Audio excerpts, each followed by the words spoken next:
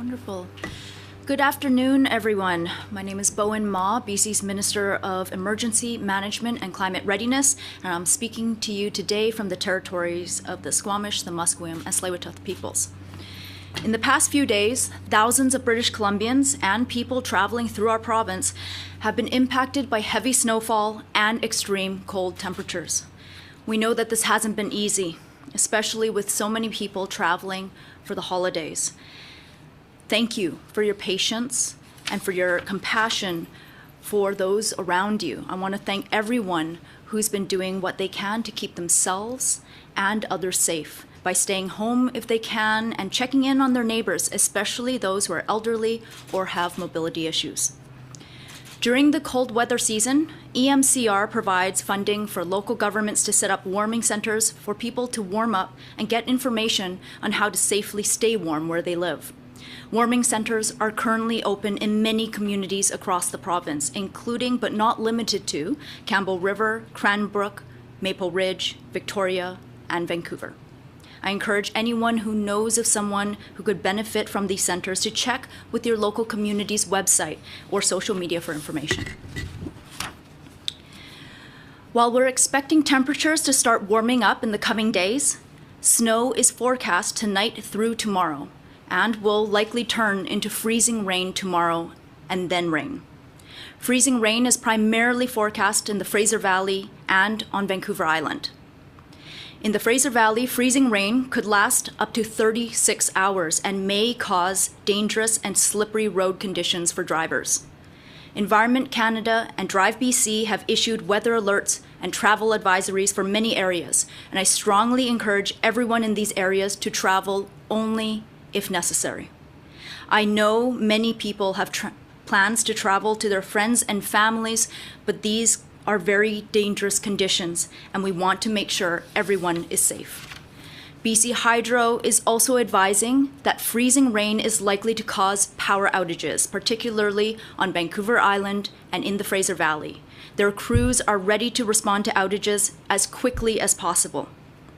If you need to travel, get prepared by packing a winter survival kit, including a windshield scraper, a snow brush, flashlights and extra batteries, first aid supplies, blankets, drinking water, and non-perishable food. It is also a good idea to have a full tank of fuel before traveling.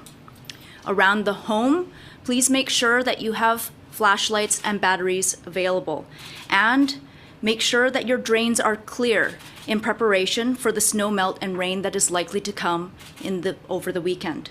If you are stuck or stranded, stay in your vehicle or your home. Call 911 for assistance when needed. While freezing rain is in our immediate future, we are also looking to what's next: heavy rain. My ministry is working closely with the River Forecast Center to anticipate river levels and communicate with the public. While at this time, river conditions are not anticipated to lead to significant flooding, we will be monitoring the situation closely and are ready to ready to notify people and their communities and to assist if flooding does occur. My ministry is prepared to support First Nations and local governments who need it. On the Lower Mainland, Fraser Valley, and Vancouver Island, we have pre-positioned sandbags, gabions, which are like wall-like structures filled with sand, and tiger dams, which are stackable orange tubes filled with water. So we are pre-positioning flood assets where they are most likely to be needed. This weather could also have impacts on farmers in the Fraser Valley, who I know have already dealt with so much. And I know that Minister Alexis is working with our partners to do what we can to minimize impacts on their operations. My ministry has, like I said, pre-positioned flood assets on Vancouver Island and the Lower Mainland should any First Nations or local authorities need assistance. Thank you again to everyone who has come together to help keep each other safe. Stay safe. Our government is doing everything that we can to make sure that people are safe, kept warm, while we weather these storms together. Events like this are an example of the important coordination role of this new ministry, and we'll continue to work together to strengthen our preparedness and mitigation so that we can build a better, more resilient future together and protect the places that we call home. Thank you, and I'll now turn it over to Minister Fleming, who will be joining us virtually. Good afternoon. I'm grateful to join you from the territory of the Lekwungen-speaking people and the Songhees and Esquimalt First Nations. As Minister Ma just advised, we're here this afternoon to advise the public of a serious weather event approaching the south coast of BC. This winter atmospheric river will bring heavy snow, freezing rain over the next 36 hours, and significant rainfall to the region after that. Today, I'll outline the Ministry of Transportation and Infrastructure's preparations in coordination with our maintenance contractors to keep our highways safe. And I first want to acknowledge the hard work of our maintenance contractors. All week, these hardworking people have been working around the clock, 10 and 12-hour shifts to deal with the winter conditions that have been hit with here on the south coast. On the lower mainland, over 110 pieces of equipment were out clearing provincial roads. On Vancouver Island, over 130 plows, graders, and trucks were in action, plowing over 2,400 kilometers of road. And it's worth noting and remembering that these are the very same people, the very same maintenance contractors, our BC road builders, who jumped into action last November to help us deal with the aftermath of the atmospheric river. They worked to clear highways then, to rescue stranded drivers, to put our roadways right again through a massive repair effort that surpassed all expectations. And we thank them then, and they deserve our thanks again for the difficult work they do in the worst weather situations imaginable. Now, to the weather approaching us. As stated, we're expecting a severe winter weather system starting later tonight. Our maintenance contractors are preparing for heavy snow to hit the south coast this evening. They're fully deployed with those same hundreds of pieces of equipment and have subcontractors with more equipment readied as well. Working with Environment Canada, we expect heavy snow will hit Vancouver Island, Howe Sound, Whistler, and the Sunshine Coast, the lower mainland, and the Fraser Valley. Accumulations will differ by locale, but we could see as much as 20 to 30 centimeters of snow over a 10 to 12-hour period. After that, as freezing temperatures rise, this snow will change to freezing rain and ice pellets, and this will happen tomorrow morning and could last well into Saturday. The duration of the freezing will depend on location, and we're watching this freezing rain event very closely as it has the potential to have a very significant impact on road conditions all across the south coast of BC, including Vancouver Island. The freezing rain is such a concern, in fact, that my ministry is strongly advising against any form of travel from tonight through Saturday. Of particular concern on the island is the Malahat Highway 1 and Highway 4 to Port Alberni. This will affect roads in the interior as well, including the western portions of the Coquihalla, Highway 1 through the Fraser Canyon, and Highway 3, the Hope Princeton Highway. Freezing rain can coat our highways in ice, and our maintenance contractors are fitting many of their vehicles with ice blades to cut through any accumulation, as ice is very tough to manage. In the interest of safety, we may close highways if necessary with short notice. I know people have plans for the holidays. They want to spend time with family, friends, and loved ones. But this is a significant weather event. Snow followed by freezing rain, and then rain. And the rainfall that follows could be extremely heavy and as much as 80 millimeters, which could result in some localized flooding. And Minister Ma has outlined some of the preparations that have been undertaken to deal with that. As always, our contractors will do their best to manage what is thrown our way. But the timing is going to be tricky to go from plowing a heavy dump of snow to laying down salt to combat the freezing rain. It will be a big challenge. And for those who absolutely must travel, you will need to plan and prepare, and we ask for your patience and to exercise the utmost caution. Drive slowly and safely, according to the conditions. Do not pass maintenance equipment. They're there to keep you safe. Observe the amber lights as they work on our roads, and be fully prepared for winter conditions. This includes having proper winter tires and making sure you pack appropriate clothing and food in case you're stuck or delayed. Once we get to Christmas Day, we expect to be back in the typical rainy, temperate West Coast weather pattern. But in closing, I can't understate the significance of the incoming weather front.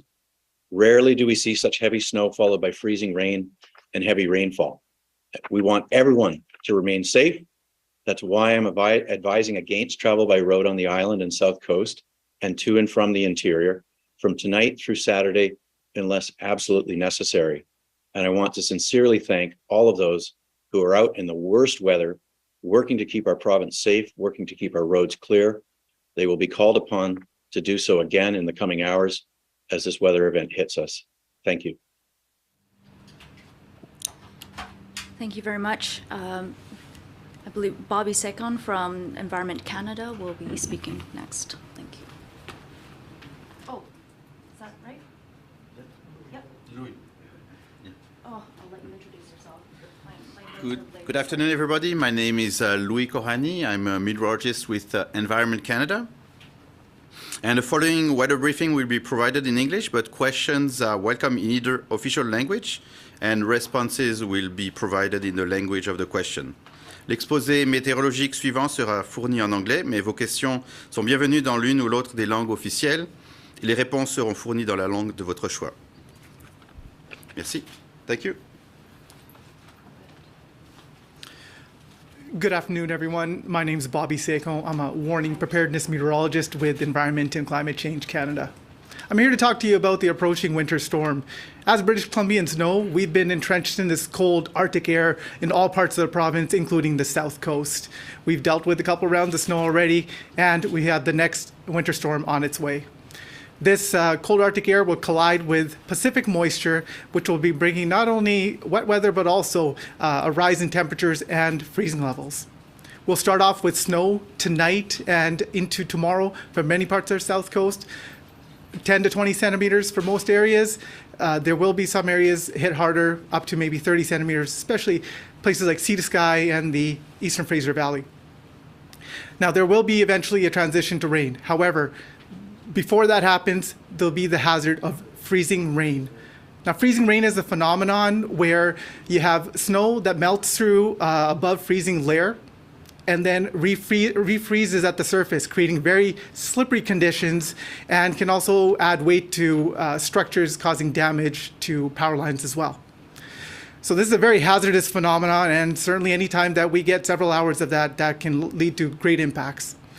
We're expecting that freezing rain over Vancouver Island late tomorrow morning through the afternoon. For Metro Vancouver area, it'll be starting around midday through late in the afternoon. And for the Fraser Valley, it'll start late in the afternoon tomorrow through the night and into Saturday. Now, this cold, dense Arctic air with the outflows, it's very hard to clear out. So it is possible that freezing rain can linger longer into the Fraser Valley than expected. So I encourage everybody to stay prepared to encounter this freezing rain for longer than expected, if that may be. So there are a number of scenarios with this freezing rain. It could be short as 12 hours or as long as 36 hours. So it's important to be prepared for kind of the worst case scenario. This after the freezing rain is over, like I mentioned, coastal parts of the south coast will transition to rain sometime Friday night into Saturday, and for the Fraser Valley, it'll be probably Saturday night into Sunday that the transition to rain happens. With the rain falling on cold surfaces, it can also create very slippery conditions, slushy conditions, and continue to be really hazardous for driving. So definitely encouraging people, if you don't have to travel, please don't for the next couple of days here. So I encourage everybody to keep an eye on our forecasts and alerts, stay up to date, check Drive BC, and please stay safe this holiday season.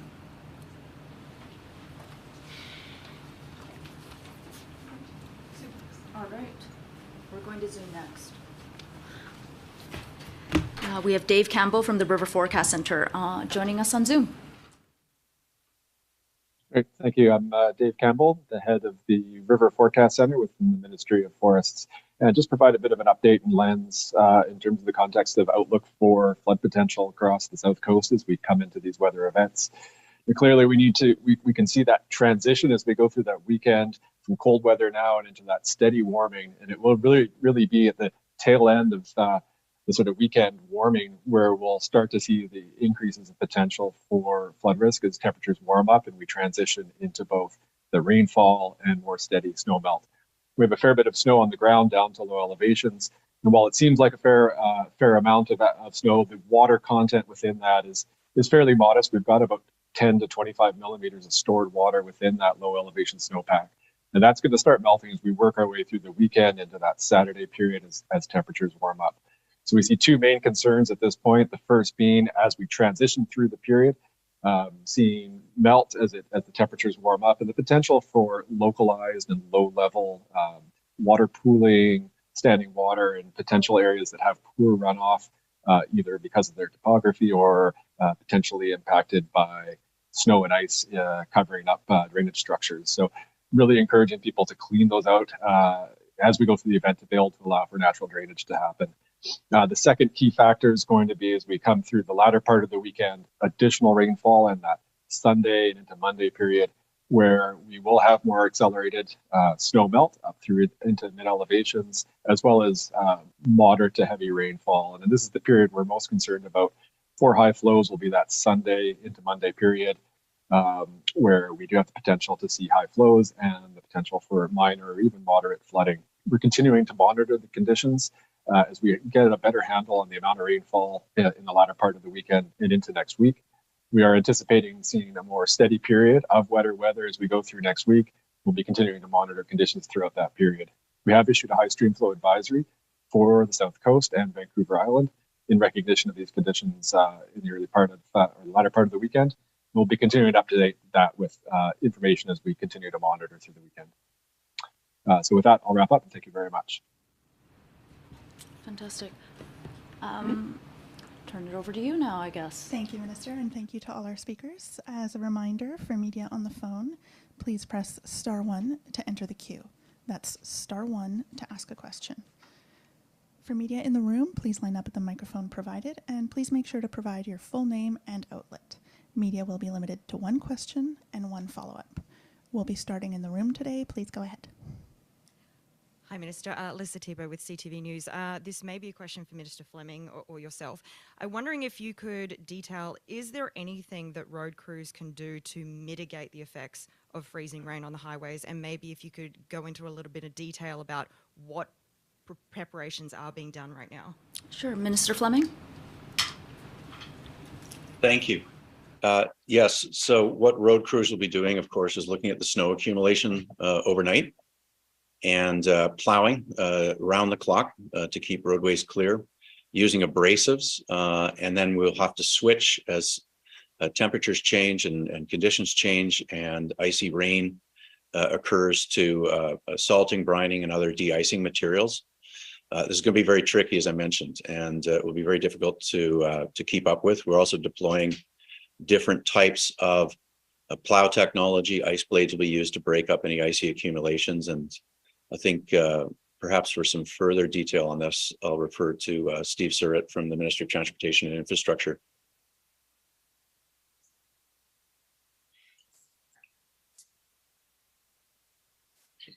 Thank you, Minister. Yeah, with the conditions as they are now, as the Minister said, primarily the focus will be on plowing and abrasives overnight with the temperatures still at the freezing levels they are. What our maintenance contractors will be doing is monitoring the weather forecast very closely to find when that transition goes from snow into the freezing rain. And at that point, we'll be trying to place as much salt as possible to battle the freezing rain. However, with the prolonged nature of this event and the freezing rain, the amount of freezing rain expected, there's only so much salt that can be put down. So we do expect some very slippery conditions as a result of the prolonged nature of the freezing rain, which is a challenge that's very hard to overcome. And once it's set in, yes, the contractors use various types of ice breaking technology like ice blades to try and break it up and return the conditions back to a safe for the traveling public as quickly as possible.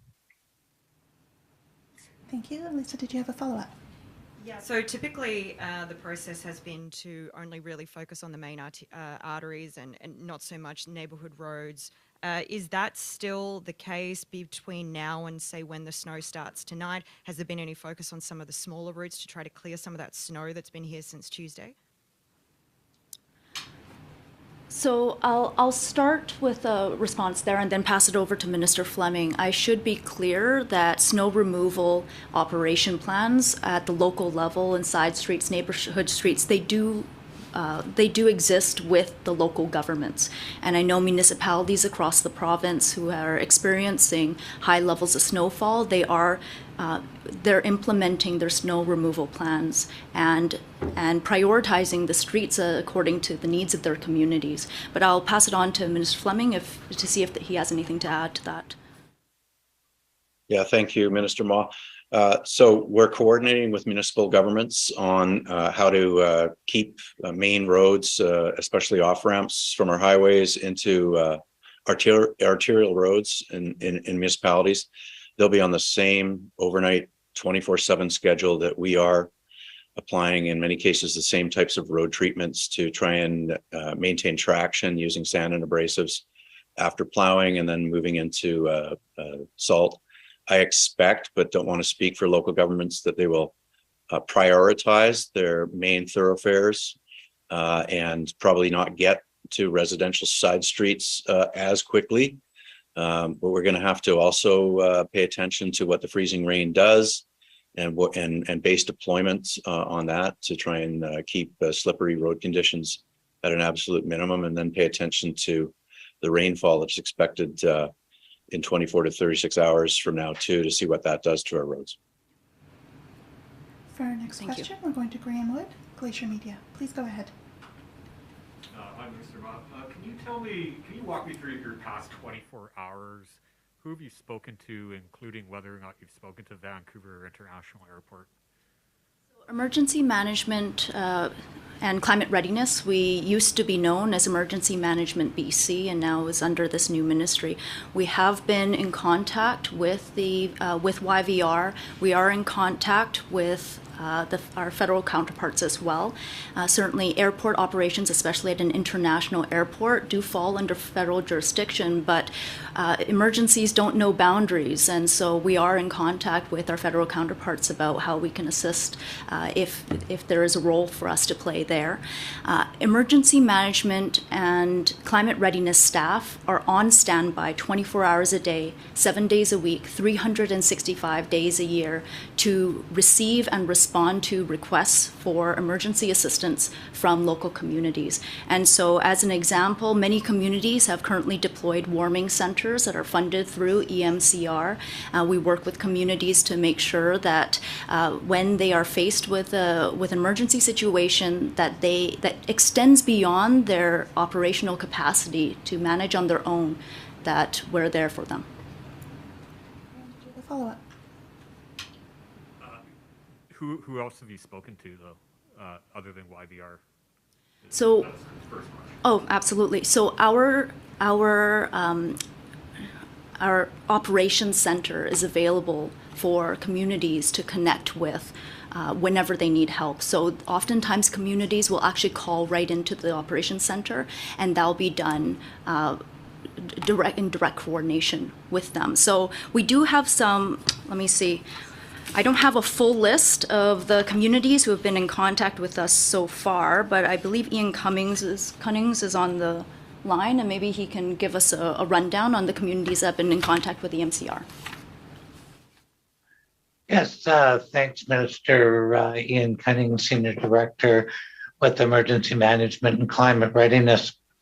When Environment Canada issued the orange alert earlier in the week that went out to all emergency managers within the province, we liaised with Environment and Climate Change Canada and on their advice determined that communities on Vancouver Island within the Southwest region, so Pemberton to Hope area, and in our central region, largely Kamloops area and in the interior, we conducted a coordination call or weather-specific coordination call, which features a weather briefing from Environment and Climate Change Canada, as well as an update from the River Forecast Center, so our Indigenous partners and local authorities can have the best information possible in order to be prepared for the weather change this weekend.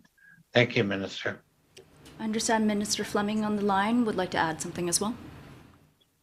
Thank you, Minister Ma. I just wanted to add that our ministry is coordinating with our public transit agencies, both TransLink and BC Transit, about maintaining service levels. The plan right now for BC Transit is to maintain operations today and keep things like Handy Dart in operations. So, and they'll be communicating with passengers who have pre-booked trips so that they don't have to cancel appointments wherever possible. And obviously, we're working with BC Ferries to see how they're holding to scheduled sailings.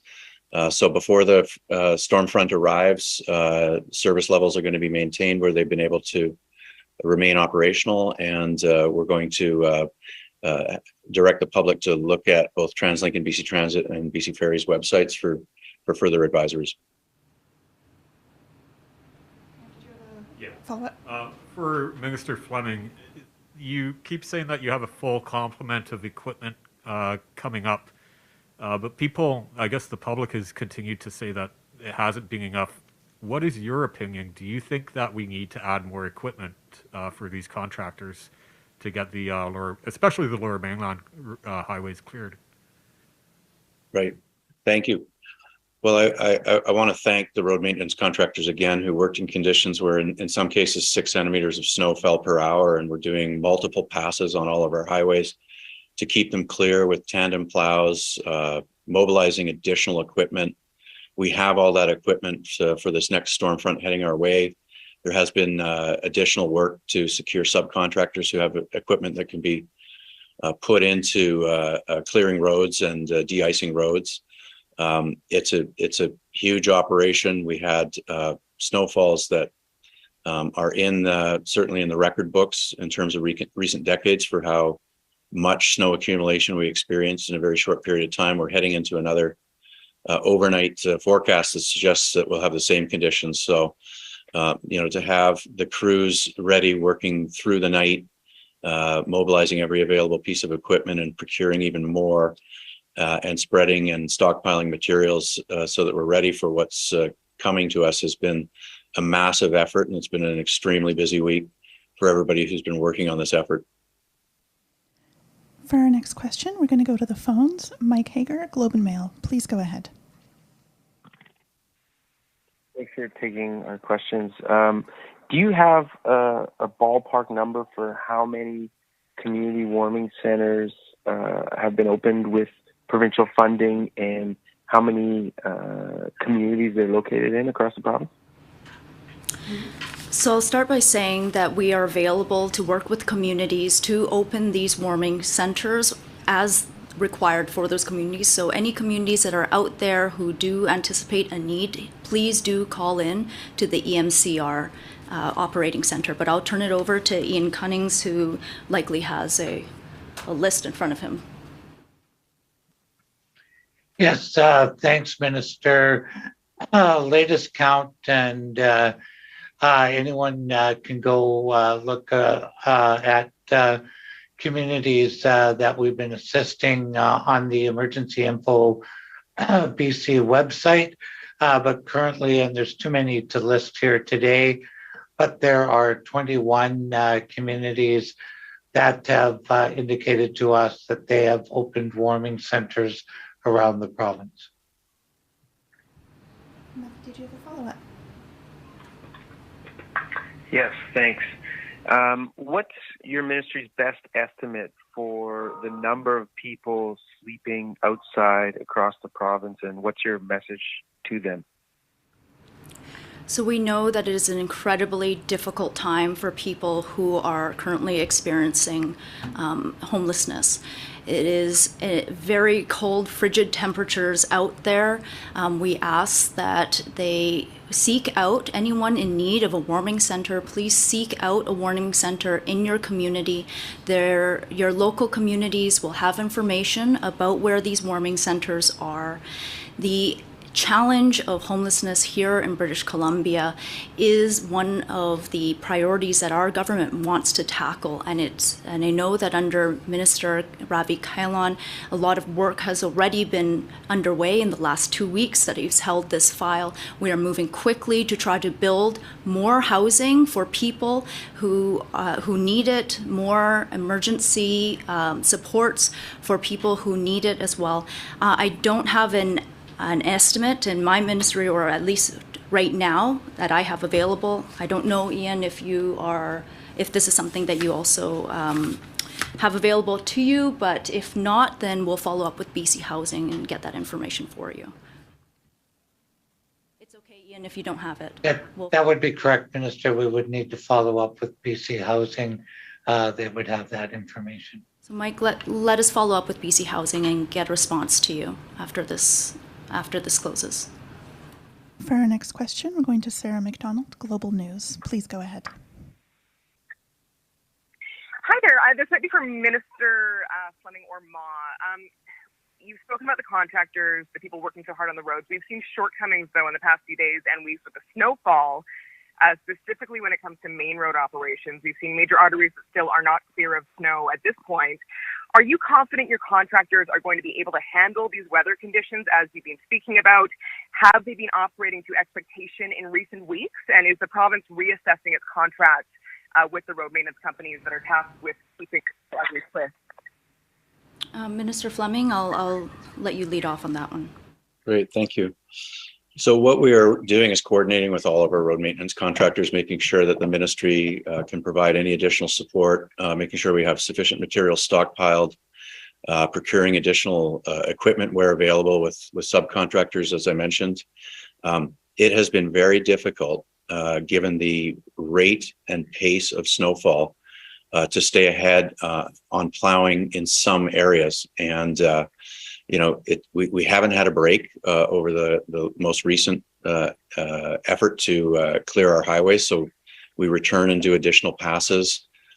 Every person available in the road maintenance contractors staff has been out working, and they've been working extended shifts to try and get ahead of an event that was very difficult to get ahead of. We've had a calm day to get back and replow and continue to maintain our highway systems. We've urged the public to reduce any unnecessary travel so that plows aren't stuck behind congestion.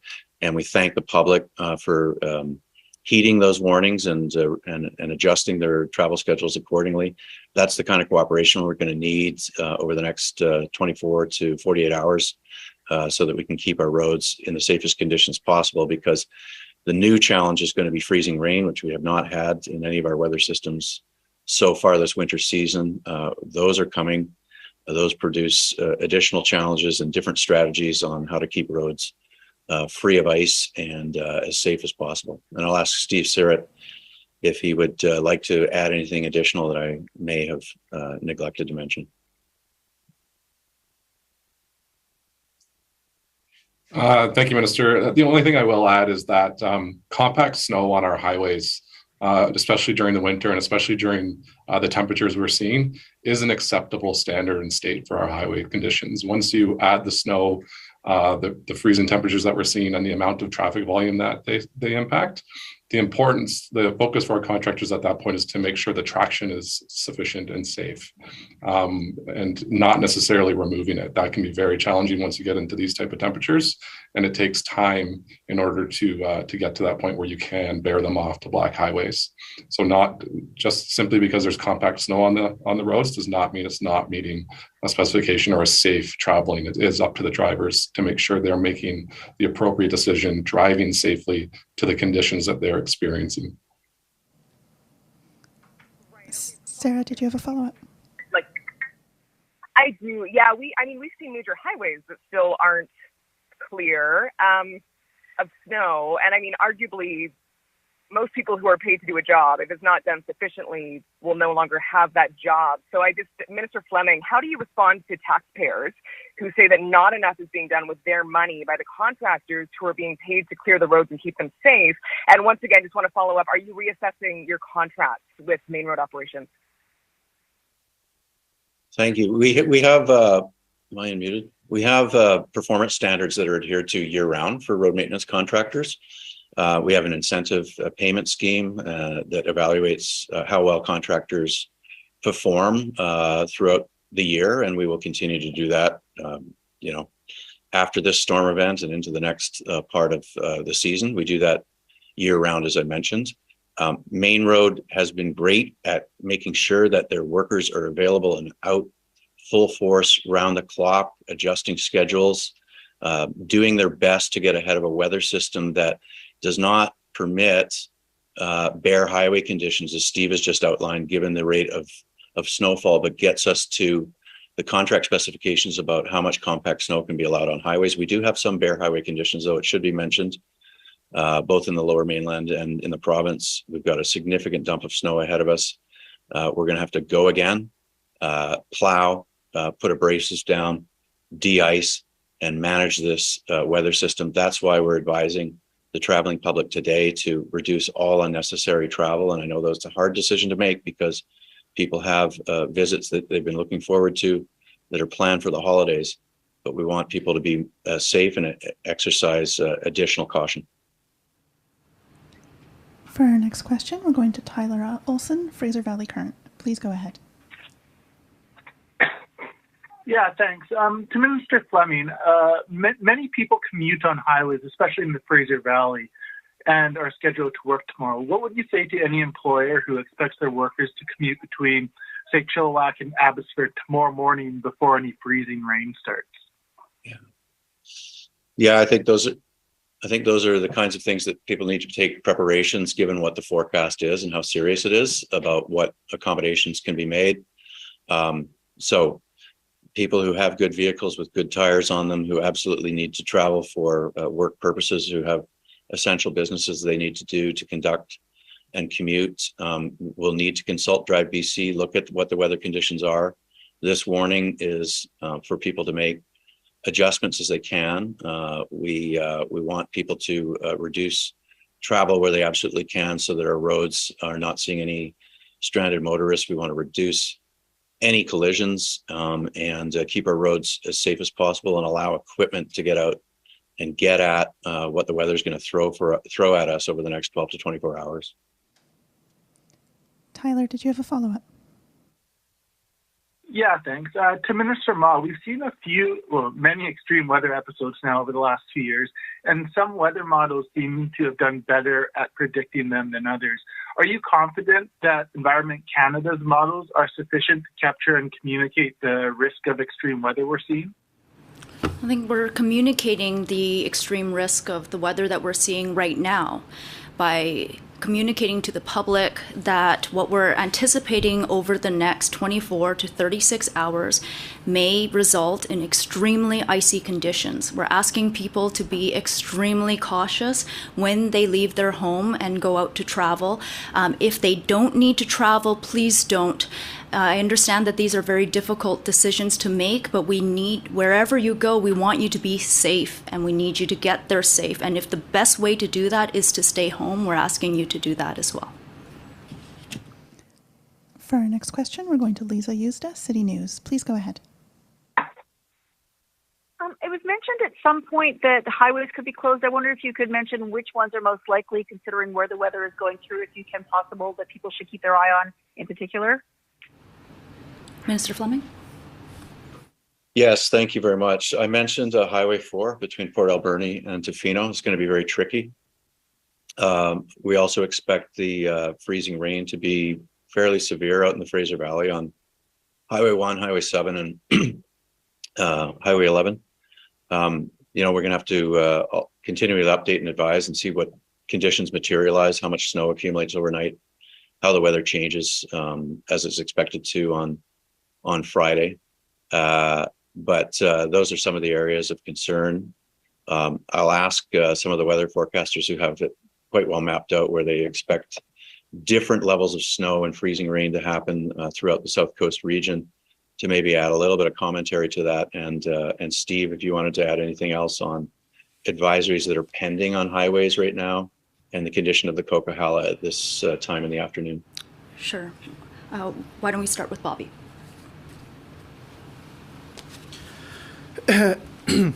In terms of the highways that will be most impacted by the weather, of course, we have the heavy snowfall and, as mentioned, places like Malhat and in through the Port Alberni area, and especially Sea to Sky. That's an area that we're really watching closely. They could get a lot of snow, so anybody traveling between Whistler and Metro Vancouver, it could get quite challenging to get from one place to the other. So that's definitely on our radar for tomorrow.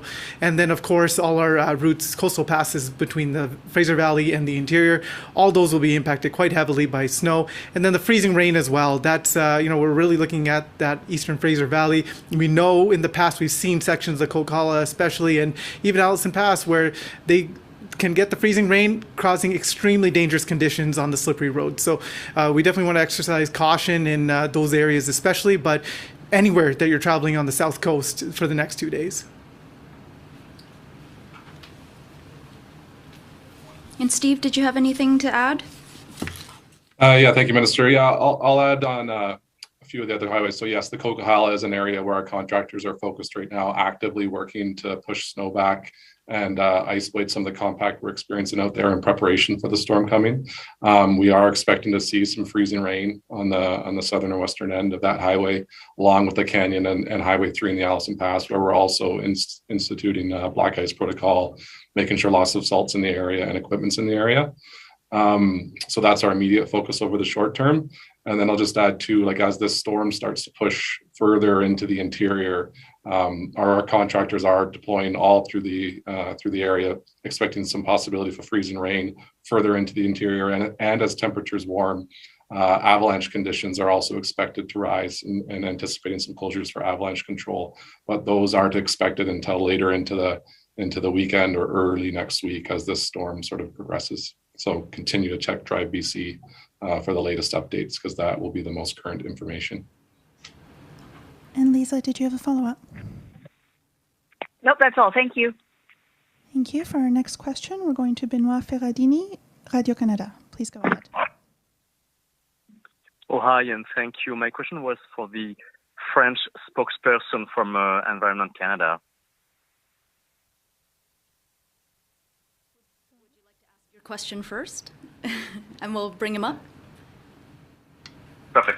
Ma question est, pouvez-vous nous répéter quelles sont les prévisions pour la pluie verglaçante, où et comment ça va arriver dans la province? I don't understand that. I'm going to hand it over to you.